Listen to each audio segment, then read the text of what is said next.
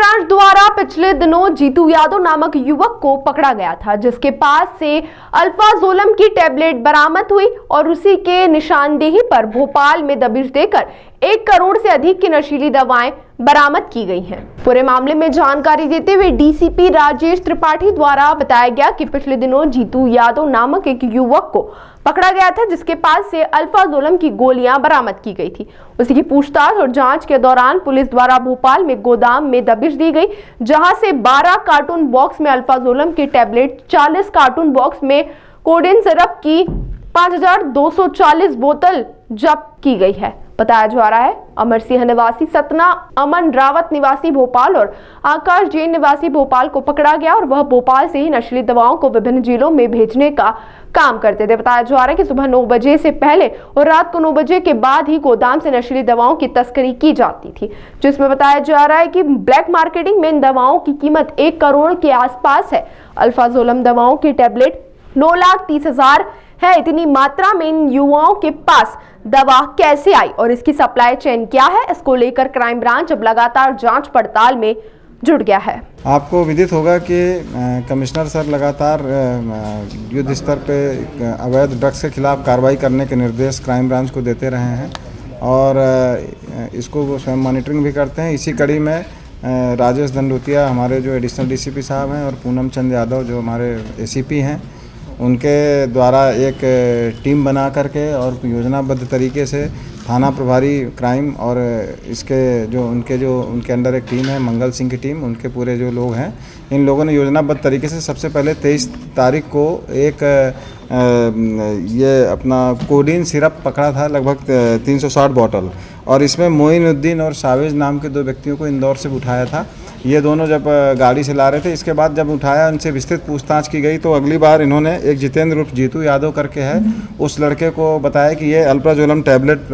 यहाँ पर बेचते हैं। तो 1950 नग अल्फाजोलम टैबलेट भी 25 को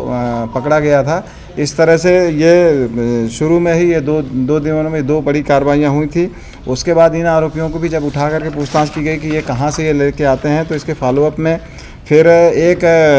अमन रावत जो भोपाल का रहने वाला है, इन्होंने उससे लेना बताया, और अमन रावत का एक मित्र है अमर सिंह, ये सतना का रहने वाला है, इससे लेना बताया। तो रात में ही हमारी टीम, कल रात में पूनम चंद यादव जो एसीपी साहब हैं, उनके नेतृत्व में पूरी टीम गई थी और ये टीम ने इन दोनों अमर सिंह और अमन रावत को जब रात में उठाया तो इन्होंने बताया कि एक आकाश जैन नाम का व्यक्ति है, भोपाल में हनुमानगंज थाना क्षेत्र में रहता है और होलसेल ड्रग का व्यवसायी है, दवा का व्यवसायी है, और इसने दवा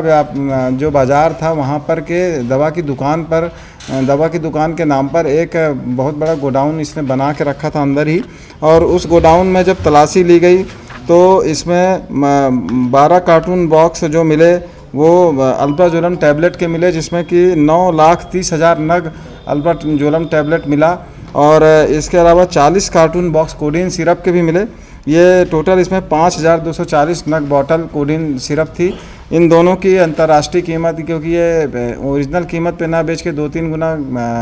कीमत पे ब्लैक में बेचते थे, तो इनकी ओरिजिनल मतलब इनकी जो कीमत अंतर्राष्ट्रीय बाज़ार में वो 1 करोड़ रुपए के आसपास है। और ये हनुमानगंज थाने से लगभग 100 से 200 मीटर की दूरी पर ही स्थित था ये जगह। और चूँकि यहाँ पर ये जो 2 लड़के पकड़ाए थे, अमर सिंह ये सतना का रहने वाला है, ये बीएससी की पढ़ाई करने के लिए यहाँ भोपाल में आया हुआ था, और साथ में अमन रावत ये बेसिकली बीकॉम की इसने पढ़ाई करी है और मेडिकल में ही मार्केटिंग का काम करता था। इसमें मुख्य रूप से